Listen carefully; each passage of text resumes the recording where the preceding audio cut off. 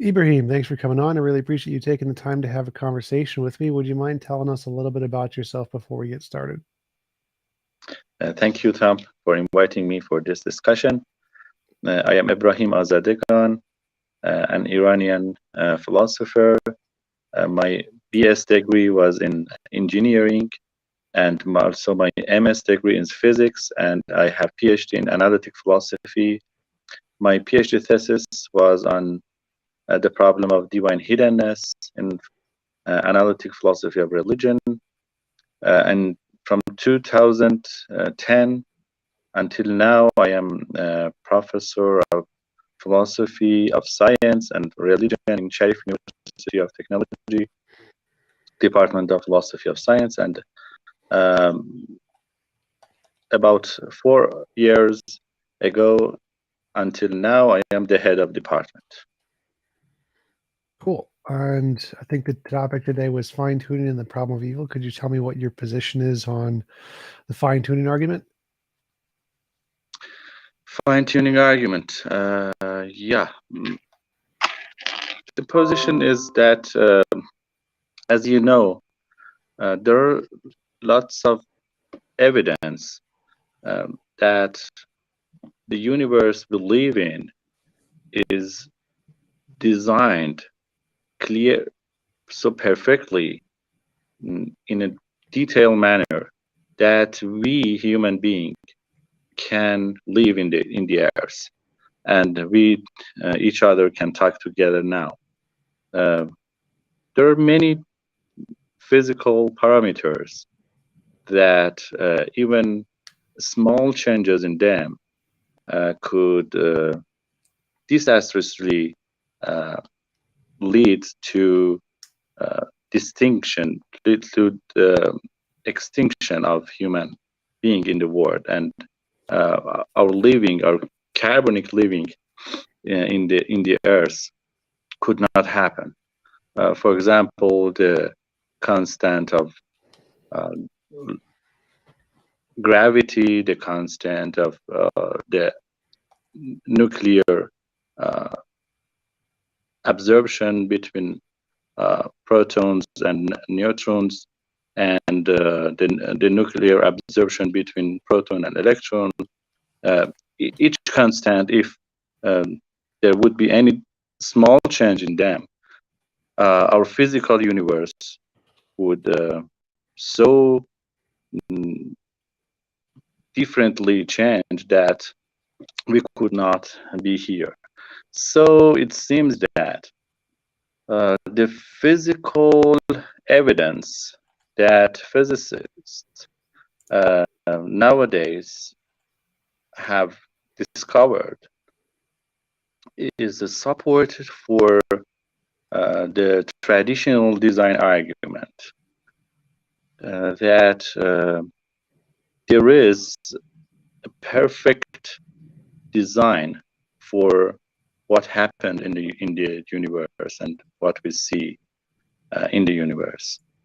But my concern about this argument is that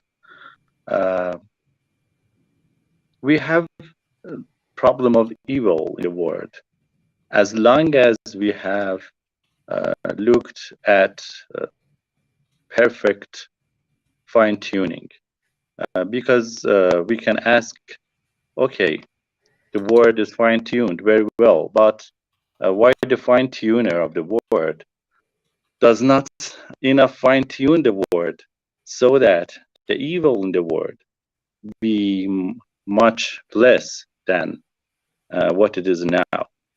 So I think that as long as we emphasize on the powerfulness of the design argument and the fine-tuning argument in favor of God's existence, we push the problem of evil to be more grateful and more powerful.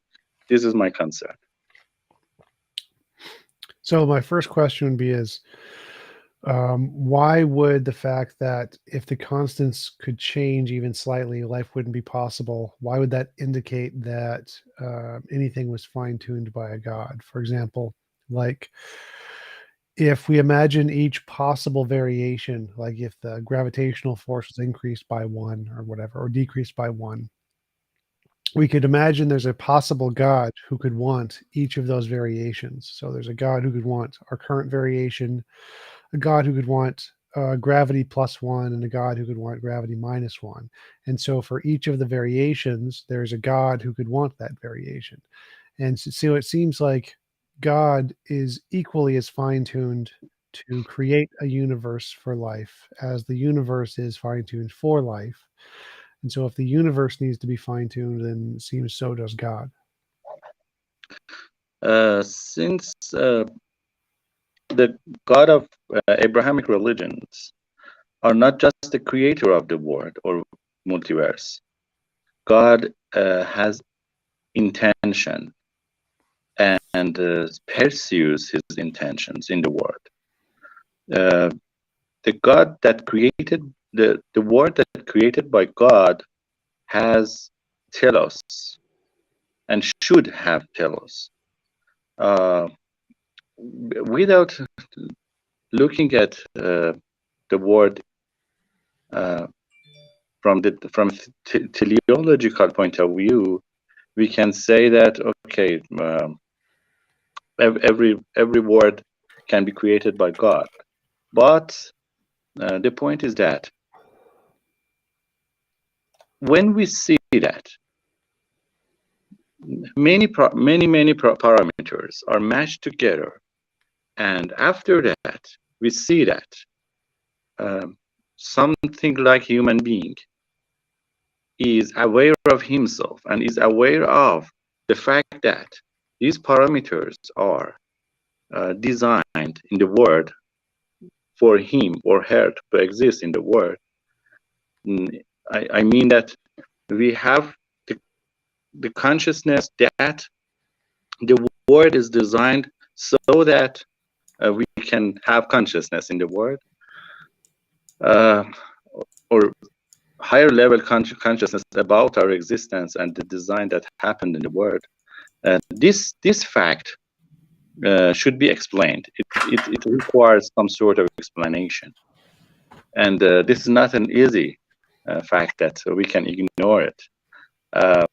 I think the best explanation for this fact is that someone has intention to produce such a word, and that one cannot be human being, of course, because we have not enough power to create such a word.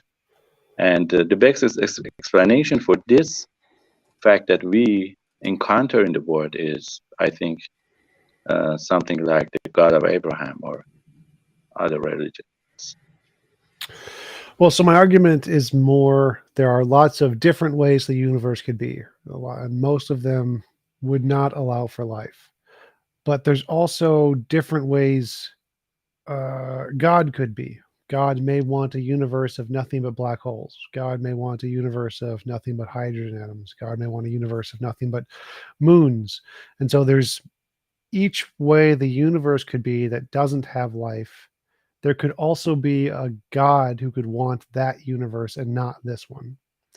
And so it seems like the God who exists had to have been finely tuned to be a way to prefer life versus not life.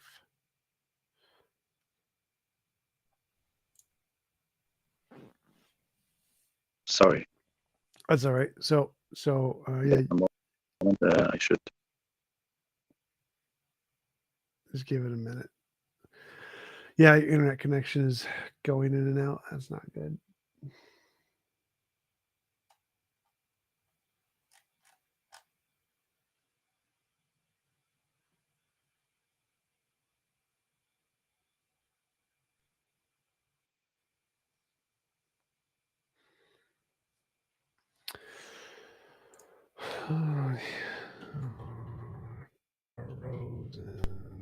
Okay. I'm sorry that somebody calls me and the internet of my mobile was off. Would you please All repeat your right, no question? problem. Sorry. Yeah. So my argument is that the universe is fine-tuned because there are many, many ways it could be that would not Oh, allow for life. It'd be yeah, like black holes, nothing but black holes, nothing but hydrogen atoms, whatever. yeah, But the same I thing understand. applies to God. Like there could be many different ways God could be. Maybe he only wants a world of black holes or moons or hydrogen atoms.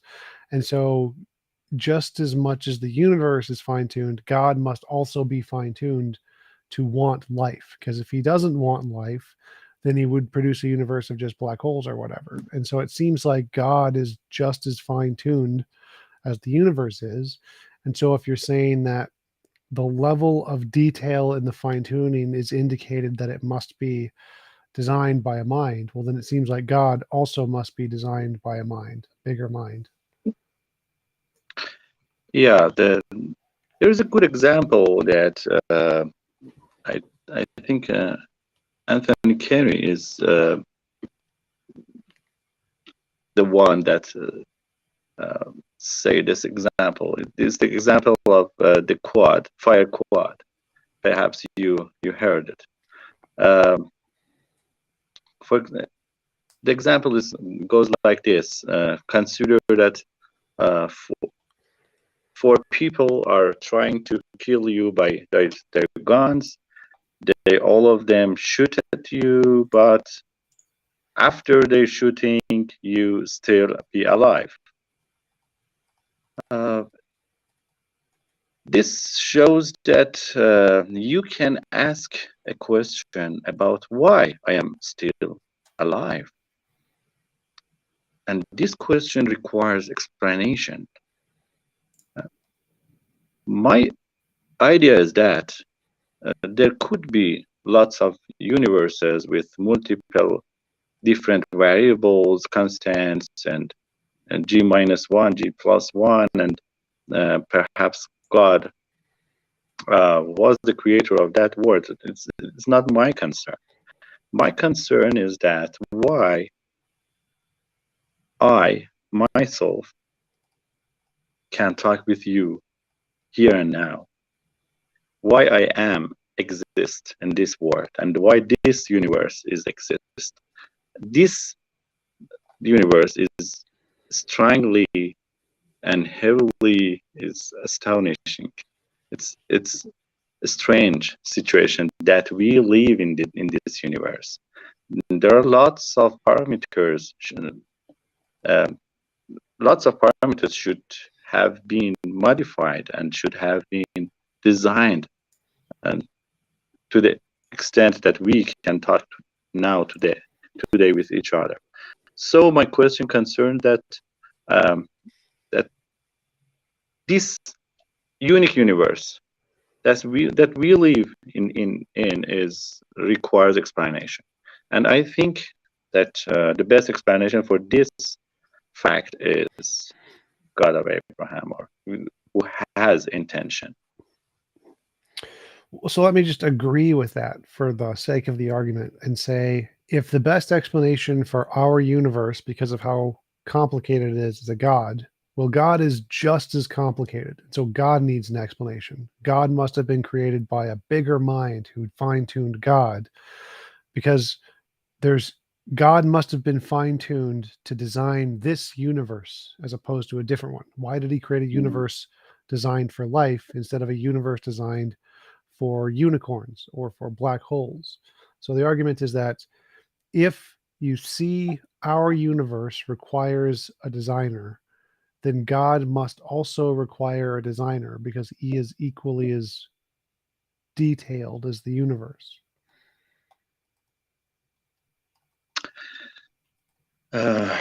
Okay, but it can be infinitely go to high levels, and I understand your argument, but I think that if the God of Abraham is infinitely wise and infinitely powerful, then if the divine attributes can be ascribed to a person like the God of Abraham, then, and he eternally lived and is omnipotent and omniscient, then we can stop at him. So I understand, but the divine attributes, if they are infinitely perfect, then is a solution to the infinite regress that you say. Well, Because I don't. infinitely powerful, omnipotent, or omniscient do not need another one to help him. Well, couldn't we say the same thing about the universe? We could just say that the universe is infinitely powerful and eternal, and so even though it's finely tuned, it doesn't need an explanation for why it's finely tuned. So we could Yeah, say, you can say this to about the universe. I know, but it is very difficult to ascribe omnipotence, omniscience to universe. It is you can say this, but how you can prove this? That universe is omniscient. It has intention. Universe has intention. Oh, it's up to you. well, I don't think it's omniscient. I just think it's omnipotent. But how can you prove it's God is omnipotent? Like it seems like it's equally as hard to prove the universe is omnipotent as it is to prove God is omnipotent. It seems to be just something that we're asserting. Uh, please look at our dialogue. We start with a fact. The fact that we live in this universe and we can talk with each other. This is the fact. There are lots of parameters that it seems to us that design that if one of them can change minusly, there would not be me and you to talk with each other. So to explain this fact, we need an intention. We think that an intention, a person with intention and enough power and enough science should be existed to create this world. But if you have other explanation for this fact that requires explanation, I'm here. I'm ready to hear you. Well, I think that if you're saying that our universe is very complicated, and if it was different in any way, we wouldn't be alive. Therefore, it was finely tuned. It seems like, well, the exact same thing applies to God. And your solution to say, well, because God has the omni properties, therefore he doesn't need to be finely tuned. Well, we could just apply the omni properties to the universe. And so it seems like all of your arguments and the solutions that you apply to God also worked for the universe itself. And so I'm not seeing why we would need a God in the first place, because we could just say the universe is omnipotent and eternal.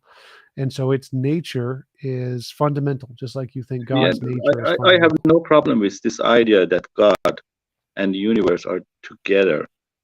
And my theology is open to this, that God is transcendent from universe, but embedded in the universe. So if you want to ascribe divine attributes to universe, I have no problem with that. But I think there should be some intention, some great intention, and some great consciousness alive in the world. And if you think that the whole universe has consciousness and intention and science and is mighty, and I have no problem with that, because God is not out of universe. God is in universe and also is transcendent. Well, in my opinion. I don't think the universe is conscious. I think it's just a quantum field. So there's no mind there. I just think it is all powerful and necessary in that it's the fundamental nature of reality.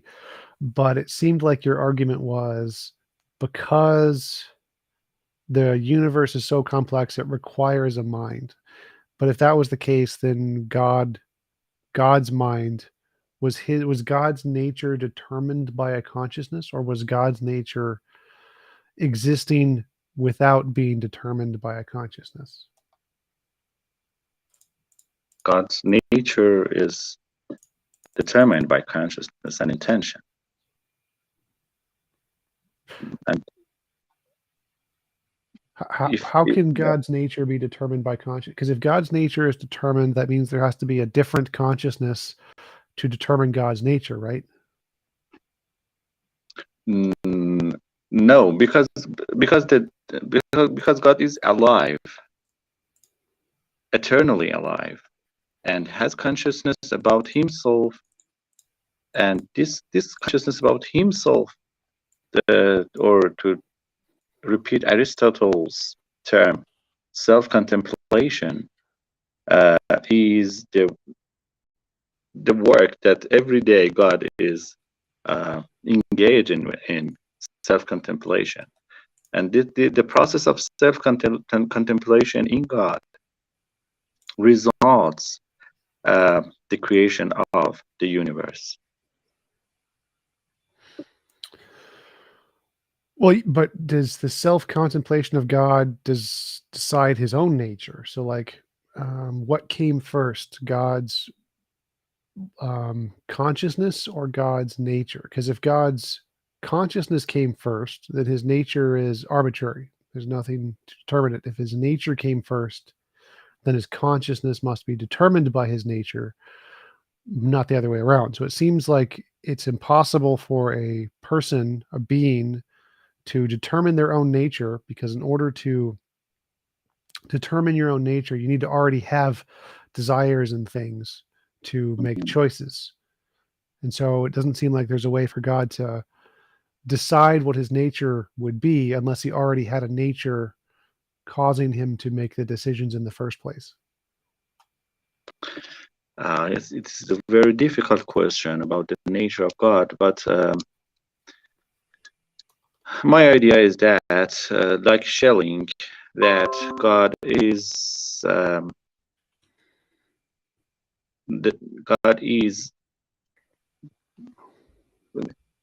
God is no or nothing, just nothing other than a consciousness in the first place. But this self-consciousness of God is the starting point that God as God as know is something that we just exist as a conscious being that do not manifest himself for others. But when God as know manifest himself, then the creation becomes manifested and start, and the existence we can talk about existing creatures. So the process is like that. There is nothing in the one horn, and there is everything in the another horn, and there is a process from nothing to everything. This is that relation in all of the process happens in God. So everything that exists is a sign of God's manifestation and not God himself. And really we cannot say about God himself, because God is as no. God as no, we cannot talk about him. Well, can't we just say the same thing about the universe? The universe's nature is also as mysterious, and the fact that it has a fundamental reality to it is what causes the fine tuning of all the physics, just like Yeah, you understanding can there's say God. you can say this about the universe if the universe and God are the same, and God is embedded in the universe, and I accept this, but also God is transcendent, but embedded in the universe. But my problem is that if you have to talk about fine tuning in the word, if you have talked about teleology, if you have about the purpose, you need intention, a person with intention behind that. I think that teleology and purposefulness and intentionality are hand in hand. So if you want to explain the fact that we live in the world now and we can talk with each other now, in here and now, this very difficult fact, this very strange fact, requires explanation. That the best explanation for this is a person who intends this to happen. Why couldn't it be an emergent property? Because it seems like there's lots of things in the universe that aren't fundamental. For example, stars aren't fundamental, and so we don't think that that God is a star, right? It seems like there are lots of things that come about in the universe that are a result of other more base fundamental things. And it seems like consciousness and intention are a result of brains, which are a result of biology, which are a result of chemistry, physics, etc. And so it doesn't seem like intention needs to be a part of the fundamental nature of reality. It can be an emergent property of physics from brains. Yeah, many philosophers say about that when the system is complex enough, then perhaps consciousness can emerge from this complex system of neurons. It is very difficult for me to accept this argument because emergent is a mistress problem, mistress strategy, and when the physical atoms do not have consciousness in themselves, how a property like consciousness can emerge from combination of them? It seems to me not possible. And this intuition is not for me, but many philosophers, or even naturalist philosophers, have this same intuition. Well, sure, but does the fact that we can't imagine how it's done mean it must be another fundamental essence? Because it seems like there's certain times in human history where we could imagine things or couldn't imagine how things were done, and we thought they were fundamental essences, like lightning. We couldn't imagine how it was done. We thought Zeus did it. And then after we understood more about the physical world, we could then explain it, and then explaining it as being caused by a mind or some kind went away. And so the same thing I think is going to happen with consciousness, is that as we understand more about the brain and consciousness and create artificial intelligence, we'll be able to do it in future. So why say that because we can't imagine how it's done now, that means it will never be able to be explained in the future? Let us distinct between two types of consciousness. The consciousness that we can ascribe to artificial intelligence, and that they are conscious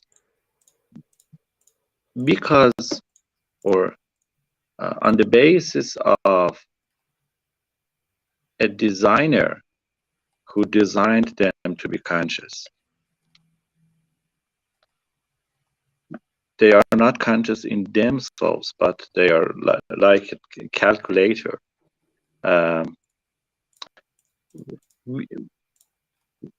We can program them to be conscious, but our consciousness is in our nature, and is completely different from their, because we are, we have self-consciousness of ourselves, and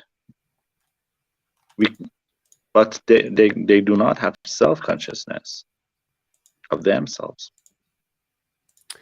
I think in the future they will. I think that as we make progress with technology, eventually we'll be able to make consciousness in computers just like it's in people.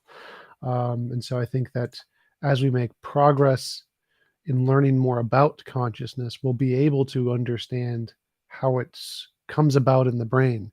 So I think that we'll be able to learn more than we know now.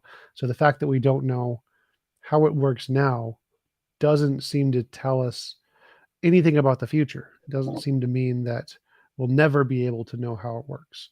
And so the conclusion that because we can't imagine how consciousness works, therefore it must be fundamental. But this, yeah, I understand, but this argument does not against the existence of God, because this argument only shows that the material being can in future have thought, have thinking, have recognition, have consciousness.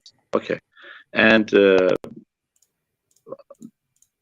artificial intelligence has a designer like me. So if I have consciousness and I am a physical thing in the world, no problem. This argument only shows that the physical thing can think. But if physical thing can think, it has another designer. I have another designer also. So it does not refute the existence of a designer for intelligence. Oh, right. So the argument isn't to say there isn't a God. The argument is to say that we could understand more about consciousness, and consciousness could still be a result of matter. And so we don't need it to be fundamental to the universe. Yeah, if you are right, and for the sake of argument, we accept this, that the computer can think, no problem. It just say that the material beings can think. Okay, and if I am a material being, I also have. I conclude that in the material beings there is some sort of consciousness in the material beings. I can conclude that.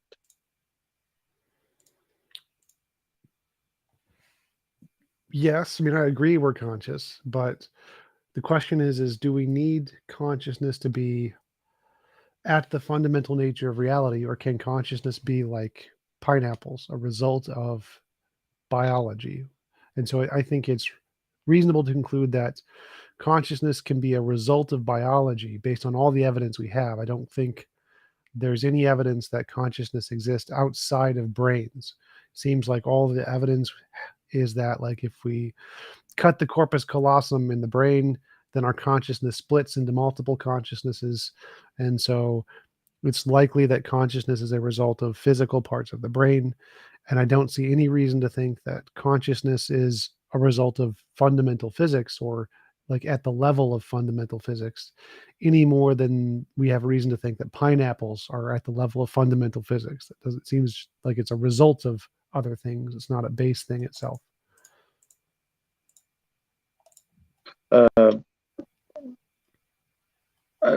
I'm not sure that in the future we can reach this conclusion that computers can think essentially as human beings. But for the sake of our argument, if we accept this,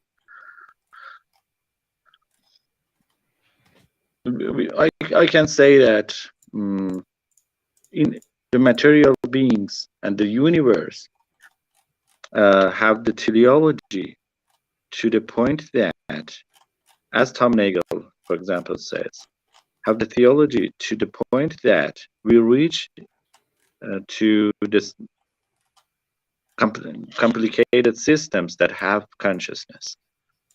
But this teleology in the universe that reach this point that we live, and the supercomputer with intelligence live, has teleology, and this teleology requires, as I think, requires a bigger plan behind that. So if God is embedded in the world, you can explain better what happened in the world, that the complex system, even with emergence, reached the complex systems of with consciousness. Why would that explain it better? Because our world reached to this point, and it seems that this world has to tell us to this point, because not even the four constants of physics, but lots of parameters, and in the sky, in our Earth, joined together, that will reach to this point, and that we have consciousness, and we can create material computers with material beings that have consciousness. So this fact, I think that we now the universe reached now requires some explanation, and the explanation is God. But I think that if we look to the world from teleological point of view, we can accept my view that the world requires some designer, if we are the result of the world. But you can say that no, that the world is, we are not the result of a process of evolution, but we just pop up in the world by chance. This is another view. Yeah, but so I don't seems... think, yeah, you know, every faculty that we have, even our biological faculty, even the faculty that we have language, requires explanation. It is not easy that we have language. For example, you can look at chimpanzee and the Homo sapiens, the difference between them. To have the faculty of language is not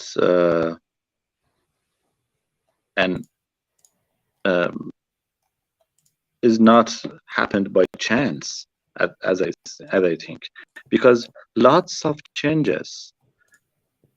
lots of changes, more than 30 important changes in our brain, in our chest, in our mouth should be changed that to have language. So between chimpanzee and human being and Homo sapiens, I mean, so this I think that these changes is not happened by chance.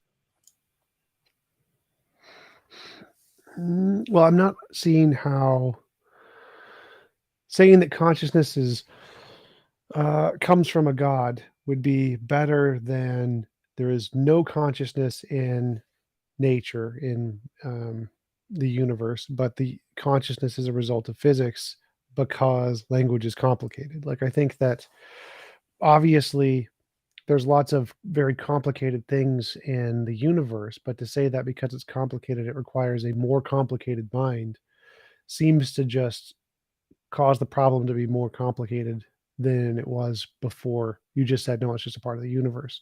So I think that solving a problem with a bigger problem isn't a better solution than saying it's a result of physical forces that we know about. It is not a solving problem with a bigger problem. It is to say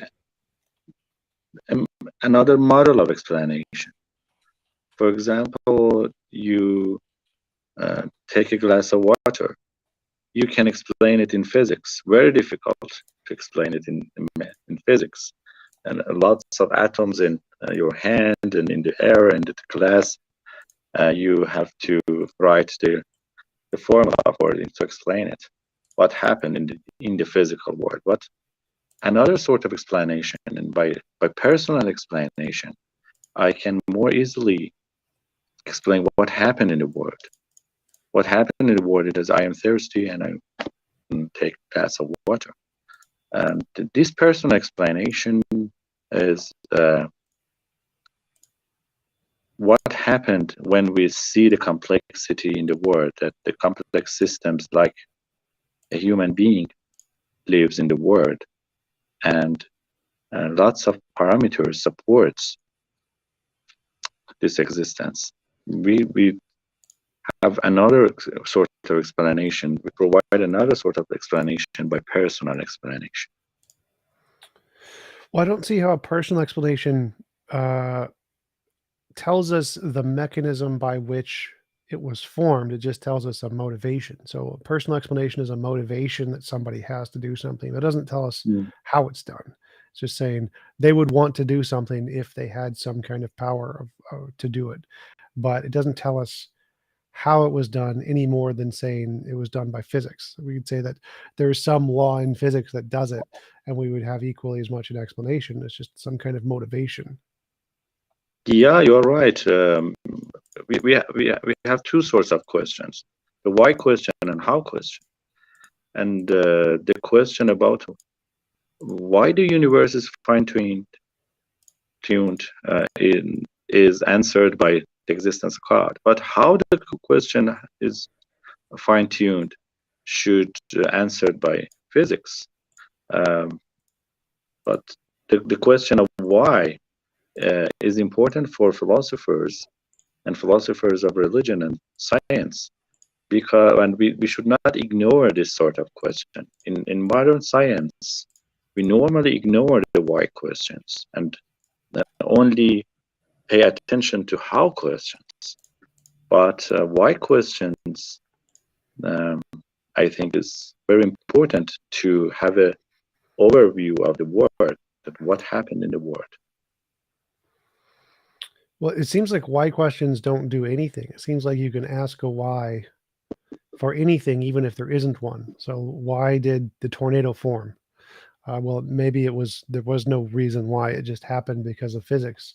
And so it seems like asking a why question is redundant. You can ask why questions when there is no why question to ask. I don't think so, that this is the redundant or tautology to ask why question. Why question is more important than how question. You know, why you think that the nature is so important that we should pay our full attention to how questions? I think that the nature is something nearly fake. You know what? When you look at atoms, what is atom? When you look at the basic materials that create the nature, that we every day look at this and pay our full attention to this, and we take our whole life to read about the how questions about nature, we lose our time. Contrary your idea, what important, because nature is not so important thing for thinking. What is more important thing for thinking is why we human being lives in the world. And when we think about this, then we should think about what is our role in the world. like a theater. We have some role in the world. We have some small time that we can show ourselves. So I think that we have uh, uh, every human being have a special role in the world. That by why question we can concern about that, and we have time to think about that. And I'm not disagree with so many department of mechanics, physics, engineering, and uh, studying nature. They're working their work good. Okay, no problem. And the result is many technologies and okay, but what is important for us as human beings is to think about why question. Why I'm here? Why I'm alive? Why I'm here in the world? What is my role in the world? And so how I can communicate with each other, with other people, how I can have moral life, and how can I influence to my society. And this is important. These were important questions, not how questions. This is my Well, doubt.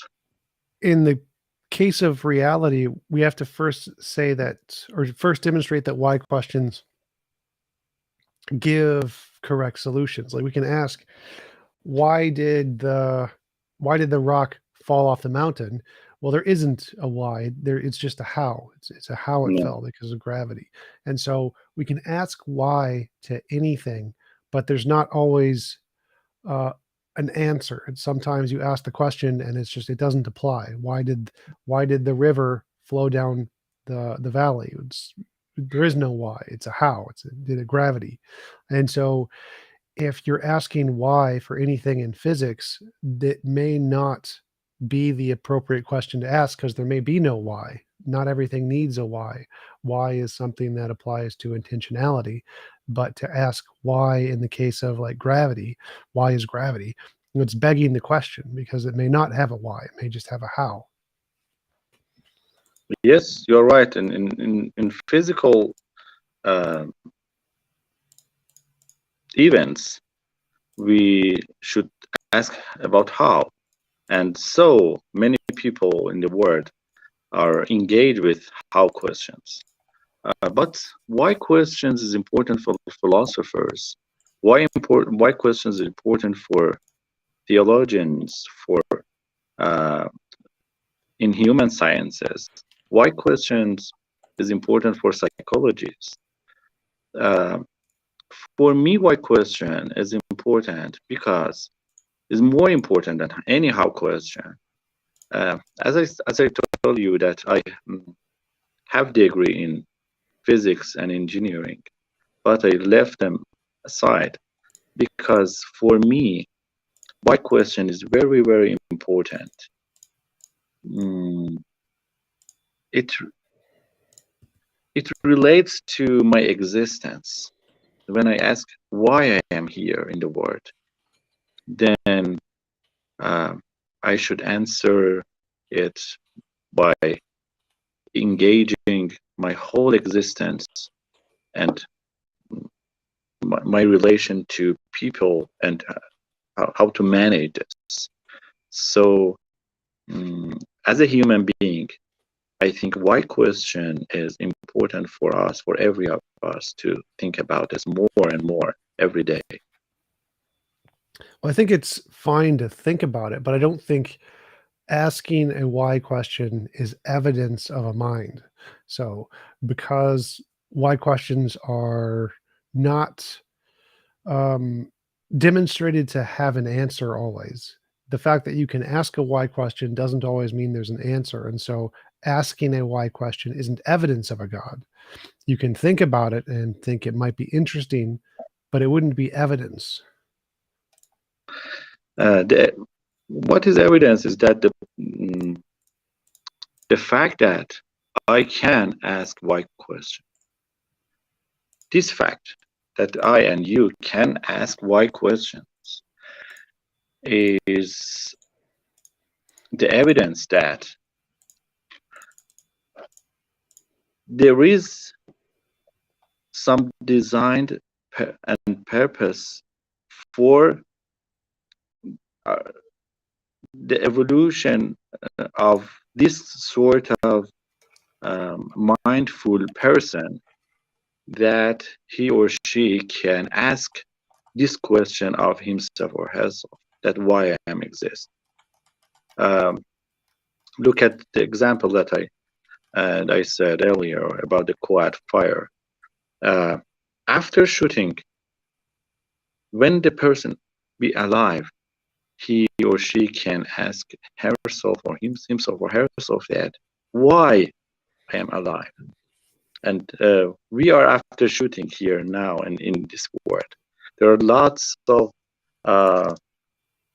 attacks in us to, and if every one of these attacks can be successful, then well, we would not be here. And so I'm now after these shootings, that many shootings. For example, there are lots of stones come from the sky toward our Earth every moment. That there's some planets in our environment that observe them. So we can really ask this question, that why I am here, and this why question can be answered, as I think, by teleology that supports God's hypothesis.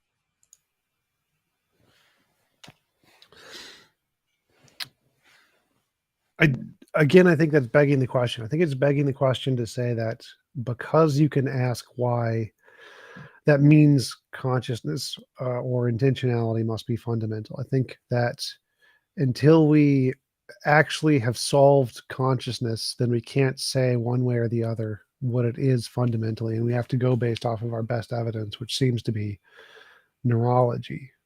I did want to talk about the problem of evil a little bit. How do you tie in fine-tuning to the problem of evil to make it better or worse?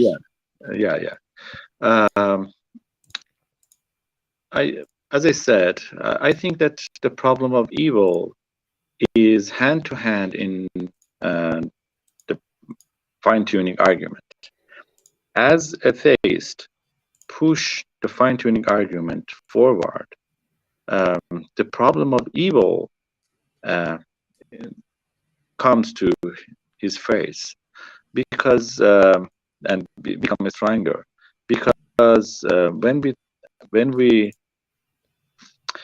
say that the word is fully fine-tuned by benevolence God as the designer of the world, then an atheist can say that why there is so many evil, so many suffering in the world, and why the omniscient and omnipotent God doesn't enough fine-tune the word, that the amount of evil in the world become lower. And so the ancient problem of evil is, I think, hand in hand with the ancient argument from design.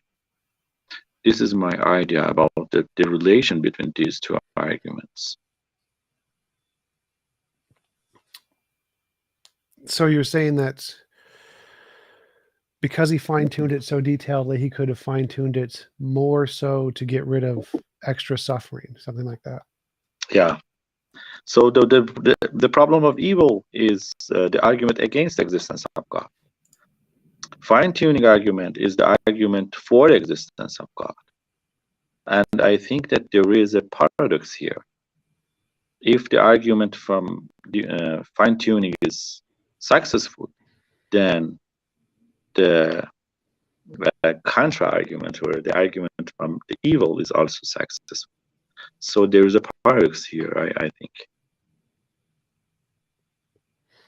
That's interesting. Why do you think that typical arguments like he needed to create suffering to allow for free will or something? Mm. Um, the theodicy, like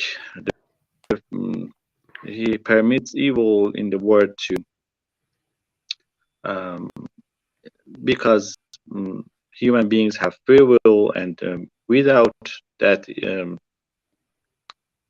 evil, there would not be a world with free will, or some other theodicies. I think not answered this big question, because if an atheist can ask that God could create a world with free will, but the natural evils in the world becomes lower or lesser than what is here in the world. Um, the theodicy of free will only can support them, or can have answer to moral evils that human beings have done, but not an answer to the natural evils like earthquakes and many other natural evils. So it's a moment I want to have add power to my mobile phone. Just a moment. All right. Okay. صاحب چیز داری؟ شارژر بده.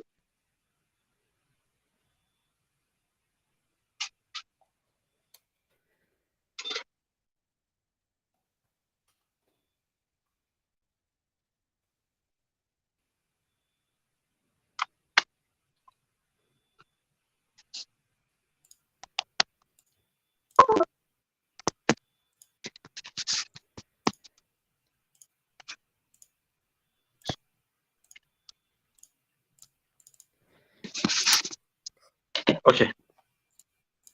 We All can right. continue. So do you think that that indicates that God doesn't exist or that God's evil? Because if the universe is fine-tuned, then he must have allowed deliberately all the natural Um, evils? yeah, my answer to this paradox is to some extent complicated, and but my answer is that the fine-tuning argument starts with the premise that the world is fine-tuned for human being to live in. My idea is that we can change this anthropomorphism into anthrocentric presupposition, and this and we should see the world from God's eye. I think that the world is fine-tuned for not for human being, but for God Himself to manifest His mercy and benevolence toward human beings.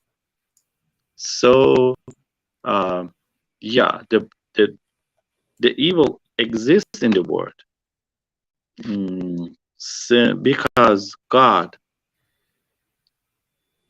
has sympathy and empathy with the suffered human being, and with every human being that have pain. God understands our suffering and pains. God suffers as long as we suffer, and so he shows his highest empathy with the sufferer. I think, but by this changing the point of view, we can, I think, solve the problem, the paradox of the problem of evil and fine-tuning. The word is fine-tuned for God to manifest his empathy with sufferers. Well, why would God also suffering make it better? It seems like that just makes it worse.